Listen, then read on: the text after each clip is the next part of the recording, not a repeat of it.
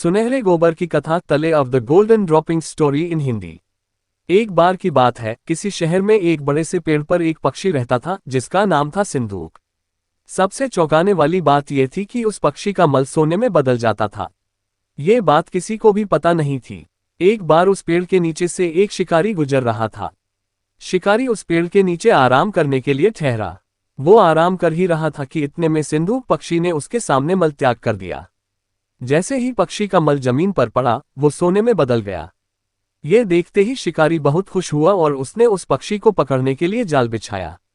सिंदूक जाल में फंस गया और शिकारी उसे अपने घर ले आया।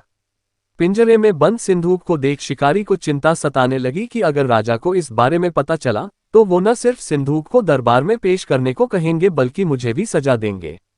ये सोचकर डर के मारे शिकारी ने खुद ही सिंदूक को राज दरबार में पेश कर राजा को सारी बात बताई। राजा ने आदेश दिया कि सिंदूक को सावधानी से रखा जाए और उसे अच्छे से खाना खिलाया जाए। ये सब सुनने के बाद मंत्री ने राजा को कहा, आप इस बेवकूफ शिकारी की बात पर भरोसा मत कीजिए। कभी ऐसा होता है क्या कि कोई पक्षी सोने का मल त्याग करे? इसलिए अच्छा होगा कि इसे आजाद करने का आदेश दें। मंत्री की बात सुनकर राजा ने चिड़िया को आजाद करने का आदेश दिया। सिंदूक उड़ते उड़ते राजा के दरवाजे पर सोने का मल त्याग करके गया।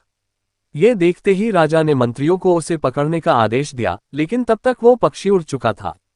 उड़ते उड़ते सिंदूक कह गया, मैं बेवकूफ था जो शिकारी के सामने मल त्याग किया। शिकारी बेवकूफ था जो मुझे राजा के पास ले गया। राजा बेवकूफ था जो मंत्री की बात में आ गया। सभी बेवकूफ एक जगह ही हैं।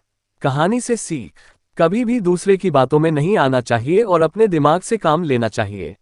Please like and subscribe our channel.